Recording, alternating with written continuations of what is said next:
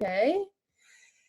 Okay, so the first, please say where are you now? You can obviously say who you are, and yeah, and say something about yourself. Yeah, please. Okay, thank you, Camilla. Yeah, so I'm Sally Denhan Vaughn. I'm at home in England, in Malvern, which is in the middle of England. The area is called the heart of England. It's like Shakespeare country, and it's spring, so it's incredibly beautiful, you know. And you know that line from a poem, "Oh, to be in England now that spring is here." That is really in my mind. And of course, it's a very unusual spring because we're in lockdown and we're just entering the 4th week. And I don't want to say everything's changed, but it certainly is a big creative adjustment to my other 60 years of being in England and living in this country. So it's very different.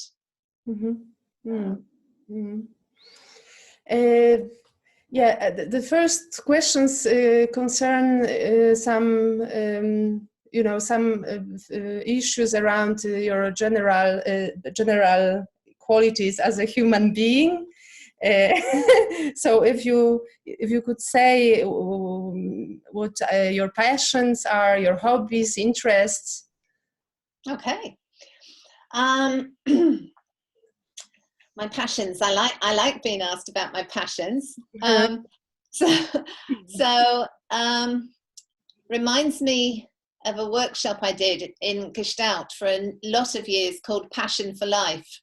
And I think I'm somebody who I've had a lot of appetite for experiencing a wide range of different things in my life. So I've probably had a bit of an appetite for excitement, novelty. It's worth saying professionally, my first training was as a psychologist. And that was not something I felt passionately about. I found it very rational and quite linear. And then I met and fell in love with Gestalt, and that was completely different. I've been passionate about Gestalt and the theory, and particularly maybe holism, embodiment, the notion of the implicit field interests me a lot. So I can say more about that later. I'm pretty passionate and have been passionate about lots of types of music, but particularly rock music. So I had a delightfully misspent youth, as we say in England. So I did a lot of going to clubs, seeing bands, you know, and still do a little of that, but maybe not so much. In my time, I spent a fortnight on Mykonos, sort of in bars all night and sleeping all day. So that was great. I like sunshine and warmth. I really trying to think how to say this. I'm an only child, and I was always very interrelated as I grew up with the dog. I had a dog, and I always have dogs, but also all the other kids on the street that I grew up with. So I always was pretty passionate about my friends. And I have always loved nature and the natural world and travel and naturally beautiful things because of that aesthetic of experience that they bring. So for me, I particularly like bright light, blue sea, blue sky. It sort of seems to go straight into my brain and give a particular experience. So, yeah, the first pass. Yeah, yeah, and the place where you are now and where you live, is it the countryside, or is it? Yes. Yeah. So it's a place called Malvern. Yes. You know, if anybody has ever heard of Malvern, they have heard of Malvern water, Okay. which is what the Queen drinks. Okay. So, but it's a set of hills, and they are supposed to be some of the oldest hills in Europe. But they have natural springs, spring water, coming out high up in the hills. So yes, it's countryside. It's beautiful. It's quite quiet. It's about 2 hours from London drive. Yeah, and you know, because I travel a lot for work, I guess I think of here as a bit of a retreat and a very sort of interconnected, interdependent way of life, because it's a village. So at the moment, there are small little shops, like a butcher shop, a baker shop. And during this pandemic, they are all keeping working. So everybody's very interconnected in the village. So whereas I think the towns are very empty, around here, everybody's gardening, growing vegetables, doing all sorts of things. So yeah. Oh, okay, wow. and I was also interested in the bands you liked, and what is the next concert you are going to, you know. Oh, well, let me tell you a little bit. The first concert I ever went to see, I just, you know, I was about 11 and I went to see Black Sabbath. Oh, okay. I know. So I was plunged in at the deep end. And, you know, and they had they had a support band called Black Oak, Arkansas, with a lead singer who I will never forget to this day, in sort of transparent lurex cycling shorts. And I was only young, so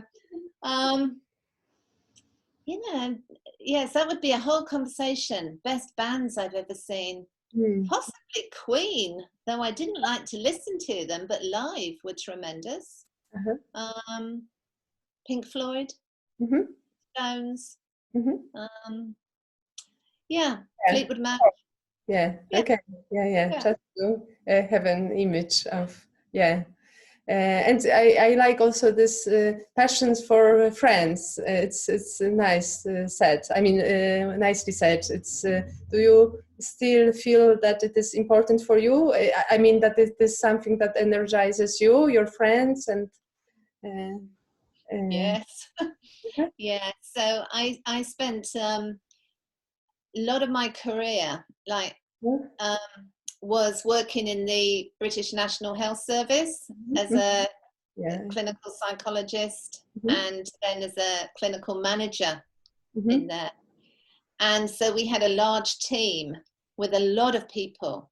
And I worked in that same team for about 27 years as head of that team. So I really like a big team, a lot of people to work closely with. You know, if I think of my Gestalt career, sort of which was going on alongside that, you know, I was a trainer at one institute that was started by Malcolm Parlett and Marianne Fry, called Gestalt Southwest. So I was trainer there. And then I went from there to be a trainer at Metanoia. You know, was there for about another 11 years.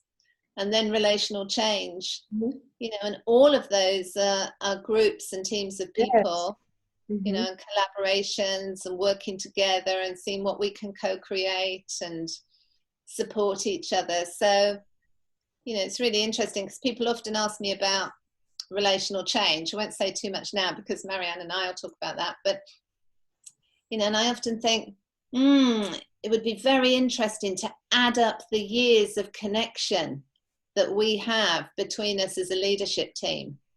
It would be hundreds and hundreds and hundreds of years, because we've all worked together in different ways over such a long time. So, Oh, impressive. I mean, with so many people, and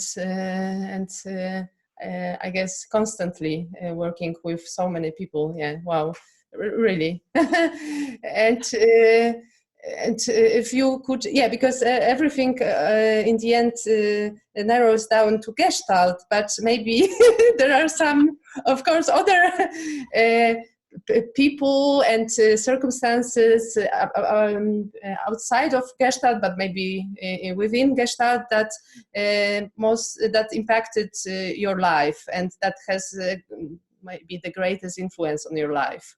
What would that be? What could that? Yeah. Well, I think I've got to say my partner, and when you first sent me the questions, I thought, oh, who would I say? And I thought, just has to be, and yeah, if ever there's a case for believing in the relational self, we met at when I was younger, I used to do a lot of theatre and drama and dancing and acting, and we met in that environment. And there were so many things there that I thought, actually,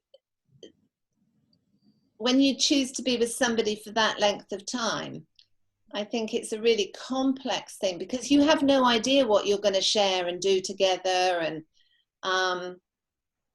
how you'll be tested, and all the strains. But there's something about that connection that enables both of you to fully sort of be yourself in as many situations as possible. That I think has enabled me to access a part of myself that I couldn't have done without that relational support. Sort of, it really is. If I think of enduring relational sort of themes and things like that, there really is something about that influence over that many years, which is like, what, 36, 37 years? It's a long time. And of course, there are teachers, there are spiritual directors, there are supervisors, there are, all those people come to me where I've probably, if I think of a transference, maybe I've had an idealizing transference onto them. At any age, I've sort of thought, oh gosh, when I grow up, I want to be like you. So, yes, of course. And there've been plenty of people that I have grown up with in the relational field, and in a way that we internalize people, I guess. I have them in what Donna Orange calls our internal chorus. I have right here inside of me. So for all of those, I'm grateful, and and can access them in different ways. And about your partner, so your interrelatedness, has that been changing throughout these years? I mean, and maybe now you are still surprised sometimes to what aspect of yourself does that bring you to, or I wonder. Yes, very, very much so. And it's a really interesting issue, because if you work with couples, one of the key things for me when I work with couples is I often sort of say, how did you meet? What was the attraction? What were some of the early challenges? And I think that sort of what's the attraction question is a really interesting, revealing thing that people will talk about with their sort of relationships, where one of the attractions is, I felt both completely myself, but also able to do things that I wouldn't perhaps have done without that support. Mm-hmm. So there's a sort of, you know, paradox of some sort of comfort of, you know, rest and relaxation that I think is soothing, but also then, as you say, that stretching. So, you know, I mean, one of the recent things that I've tried, I won't say I've done, but I've tried, was stand-up paddle boarding. You know? It's not an easy thing for me. I mean, I love looking at water. I like getting in the water. But in England, the sea, pretty cold. So not. And we thought, okay, you know, we're going to really go for this. And, you know, I certainly discovered bits of myself, an ability to be angry, an ability to be anxious, an ability to blame other people, you know, all doing this activity that I certainly would never have chosen. You know, so that's just a small example, but there would be many bigger ones. But I like this idea of this paradox, and I like, and I guess I agree. Yeah, and okay, and you, how did you come to Gestalt therapy then? How was it? Yes, this question. Yes, this is a question I get asked a few times, but so, you know, I was a psychologist. I went into psychology a little bit by accident. I started off, I was going to teach English and drama, and then I was going to do philosophy, you know, and then I sort of changed because I was at that time going out with a psychiatric nurse, and I thought, oh, this psychiatry stuff looks really interesting, and they had great parties and good bands.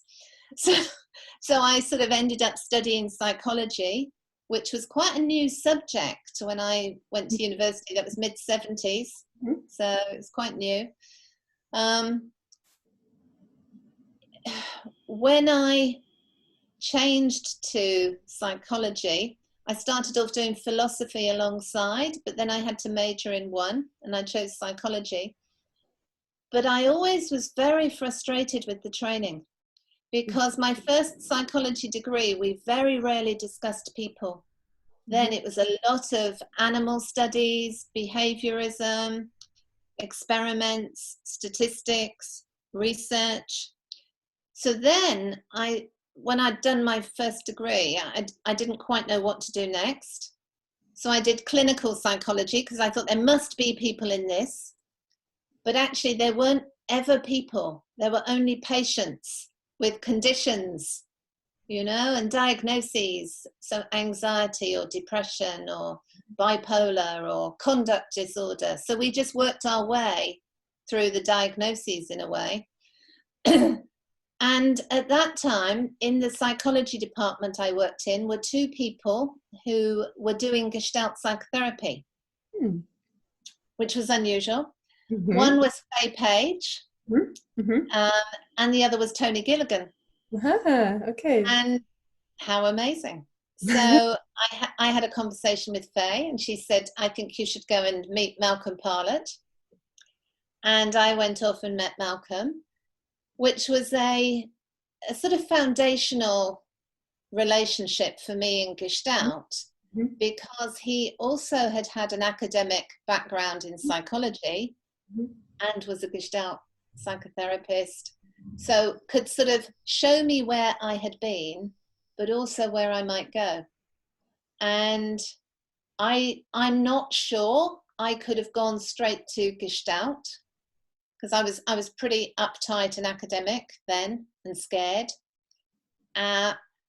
If Malcolm hadn't been able to integrate the theory into the practice, because the training in a way was very experiential that I did. But because it was him, he was always able to sort of, you know, expand the theory behind it.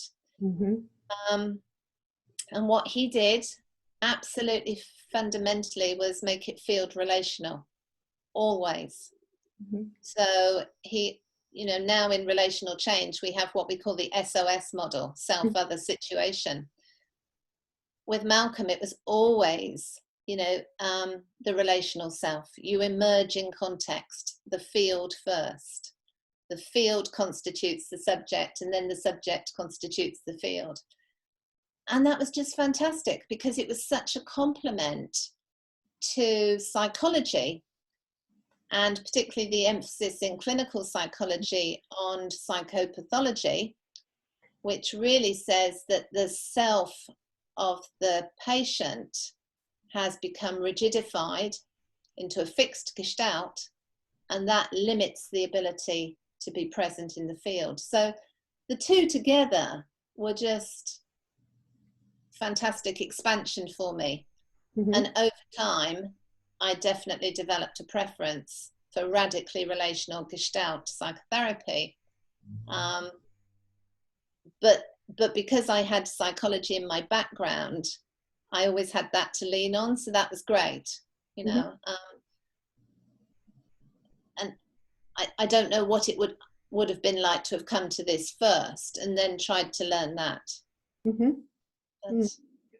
And what about philosophy? Because what role did that play in this whole constellation? Because surely there was... I mean, well, for me, I suppose, phenomenology, you know, sort of study of experience. So it, you know, so different from psychology, which when I trained was the science of human behavior. You know, so psychology positioned as a sort of positivist, you know, objective reality, normative data curves, evidence-based, fidelity to the model, treatment protocols, reliability, you know. I never met a single person who fitted a normative data curve. I never fitted one. You know, it just was not my experience that I either was in that, you know, this applies to 60% of people, never applied to me. You know, that was my experience. It just never felt like I hit that spot. And then when I started seeing patients and trying to sort of think, well, okay, so your problem is that you're there and you should be here. That just never felt right either. So I think I got very interested in the philosophy of psychology initially. What were the assumptions behind it? And then thinking, I don't share these. You know, I really don't share this, either pragmatically in terms of my experience of people, or aspirationally. It's not something that I want, you know, I'm not particularly interested. I'm interested in, can you function in a way that is supportive for you? But I'm much more interested in diversity than I am in cloning people into normative functioning. So that is a philosophical stance. Yes. And that stance leads you absolutely quite quickly to phenomenology, ontology, you know, which is the core, I think, of Gestalt. For me, is yes, our being, our situated being at a point in time, in a particular context. And the word that I use to describe that is gestalting. You know, it's like it is our coming into being in a form at this point in time in this context. So for me, Gestalt is applied philosophy. I don't think of it as psychology at all. Yeah. So. Yeah, actually, me either. And if we continue with this interest in the theory, as you already expressed, you said something about implicit field, or yes. That is. Could you develop it? yeah. I'll try. I'll try. Okay. So, I often hear myself say Gestalt is holistic. Mm-hmm. Mm-hmm. And I think, what do I mean? And so I'm often asked, what do I mean? So I tend to say, well, there's a sort of physical embodied sense of that. Mm-hmm. There's a emotional range, affect, emotion. There's an intellectual, mental, cognitive aspect. And then there's this bit that I call energetic, mm-hmm. Which is the means whereby we motivate, mobilize, and create emergent forms. Mm-hmm. That it's some sort of, I don't want to use the word drive, mm-hmm. for obvious reasons, because I don't want to go back to Freud, but there is some sort of, let's call it flow or mm-hmm.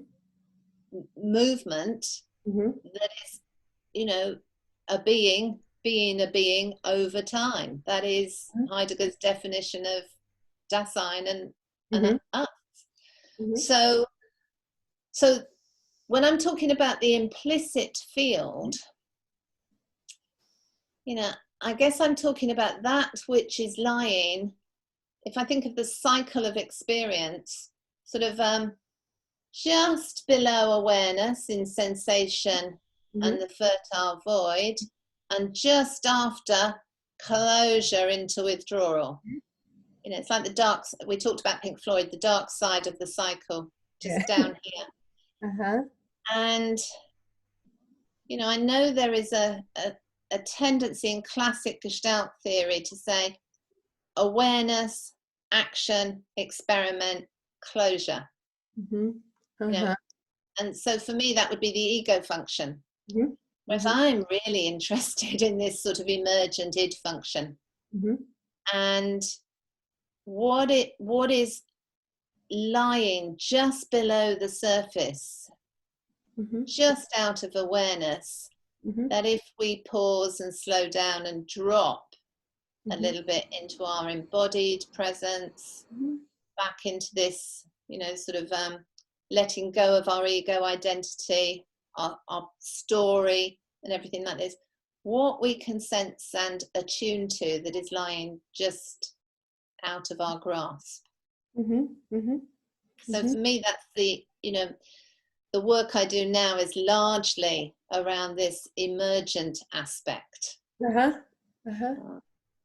And you mean like work like your theoretical work or also your clinical work? Both or? Well, the interesting issue with the theoretical work is that to write about the implicit mm-hmm. is to make it explicit. So, yes. Yes. So Denhan, he's sort of talked all the time about the saying and the said, and he's always reaching in the call of the face for the saying and saying it's necessarily betrayed in the said. Yes. Yeah. Uh-huh. Yeah, but it's interesting, of course, about this emerging pre-reflexive, pre-ego moments or space-time moments. I don't know, and then you also somehow, because when you point to this darker side, then you point also to this before ego and sort of after ego, letting go of ego. I like that you call all these. Yes. Somehow it is interesting. Just will bear in mind and we'll think of it. Because when we now reach of the situation of even atmospheres, we are more somehow, at least this is what is explicit in the readings. We are interested more in this before, if this in this pre, and this is in some ways even somehow post. I don't know, maybe I understood it not correctly, but yeah. I think that whole area of work is so fascinating. Yes, yeah. Sure. And fascinating both theoretically, but also particularly to me ethically. Okay.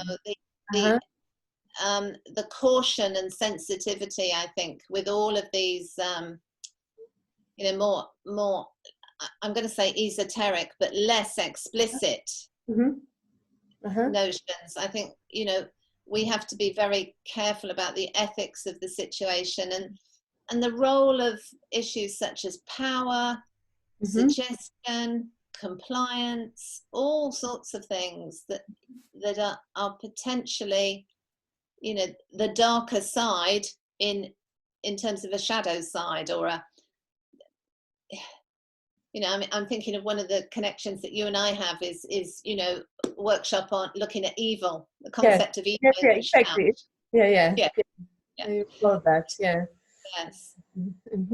Yeah, yes, because sometimes this atmosphere, this ethical aspect is not, it's mentioned, but it is somehow not that, I don't know, sometimes it's not so much recognized. It is this purely this scientific interest, I mean, and or like with no power whatsoever in the somehow in the background. I don't know. It's yes. Okay. Well, we've just been trying to write more about this, and it was so difficult because of trying to both lift out, you know, into the light these sort of implicit, I don't even want to call them micro behaviors. I think they're more subtle than that. But, you know, a very, in English, I would say crass or a reach to try and explain is, you know, my dog enters the field here and another dog enters the field at 500 yards. My dog can tell pretty quick without very much going on. Is this a friendly dog? Is it a dog that, you know, there's something. Now, I have no idea what that is, but I think people are a little bit similar with power or presence. You know, they all have an ethical dimension that when we start to work with atmospheres, you know, I feel a little concerned, I guess, you know, because, you know, look, I mean, I've done quite a lot of work with spiritual communities and centers over the years, but also quite an interest myself. And I think, you know, all of these systems can contain good and bad. You know, when we say we're creatively indifferent in Gestalt, we don't mean, well, it can be good or bad. We mean we definitely want to be on the side of good or health, but we're unattached to the form that emerges. And one of the difficulties with, you know, paddling around in the implicit is, how do you know and who can tell what's emerging? Yes. Yeah. So, you know. Yeah. Yeah. I like it. Okay. Yes. I will somehow suppress my my mind and thoughts. Okay. So you were attracted by theory and theoretical framing of Gestalt therapy, as I understand, but also somehow attracted by experiential part of our work or work. Very, very much so. I mean, that was the contrast. I actually was very attracted by this sort of the philosophy and the experiential side, the emphasis on experience. I don't think I studied any Gestalt theory as such until after I qualified. Now, that's probably not true, Camilla, but it was so long ago. I think I did sort of, you know, go through what were then interruptions to contact and the cycle of experience, and, you know, but what supported me as a very quite heady, uptight psychologist, was Malcolm's ability to hang bits of theory into the experience. And that's what I think as a trainer I have tried to do is, yes, to have an experiential sort of foreground, but to be able to put some theory behind that to support it. And so for me, that's the sort of combination. When you've got those two, then you can begin to apply it in a way that's coherent, you know, with some sort of rigor about what you're doing and some precision. But the bit of me that I think I was able to access then was the bit of me that had, you know, always done dance, always done acting, and liked rock music a lot. So that sort of energetic side that wasn't getting much of the limelight in psychology at all, really sort of thought, aha, here is something very exciting, very dynamic, very creative.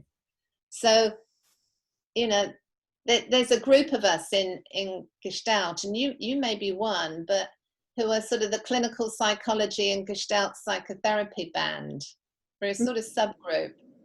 And I think for all of us who are in that subgroup, you know, there's a particular fusion of the structured psychological and the very experiential Gestalt that we've both enjoyed, we've all enjoyed. And back to some moments in your Gestalt, maybe training, teaching, what were the most challenging moments? Challenging, yes. Oh, yeah, I just felt the challenge of one. So when I was training, it was recommended to me that I went on a workshop with a chap called Paul Rebelo, who had been at Esalen with Fritz Perls, and he had been a theatre director. And he used to do the most amazing sort of 8-day residentials, 8 or 9 days on a particular theme. And the first one I went to was Owning the Shadow. And I went to a place called Grimstone Manor at a little village called Horrabridge out in the moors in England. And Paul was sort of, I think, Californian, and he came, you know, with his sort of entourage and music and things like this. And by about 48 hours in, I remember thinking, I just cannot cope with this. You know, there's about 35 of us and we're miles from anywhere in an old sort of creepy house. And I said to Paul, I said, it's just no good. It just isn't working for me. I'm just going to have to leave.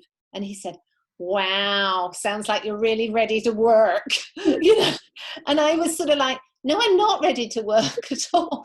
But I did manage. I guess that was my impasse, you know, and through some sort of process, you know, I really was able to sort of achieve, I think, that fusion of some of the dramatic, some of the energetic, and some of the sort of, that's where I really got interested in ritual, the support of ritual practice, you know, in a training and an approach.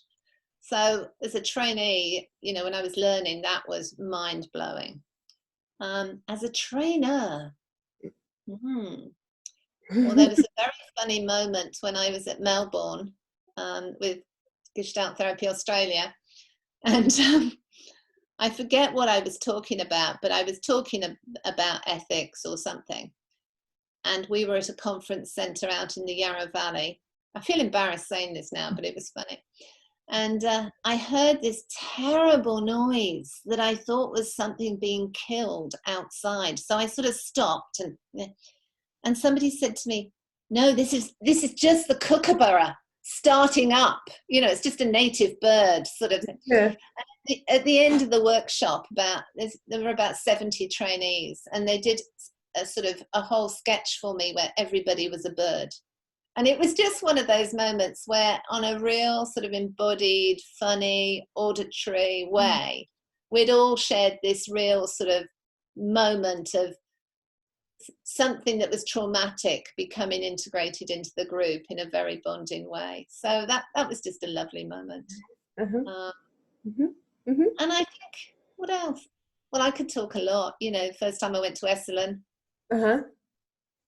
just the natural beauty. I mean, just I was just like, oh, you're kidding me. First time I remember hearing Lynn Jacobs talk about dialogue. And you know, it's like, yes. And I remember thinking, right, dialogue, that's what I want. You know, don't want to be agreed with, don't want to be. And I remember going with my partner into a field of cows with our dog, and I'm like, I'm scared.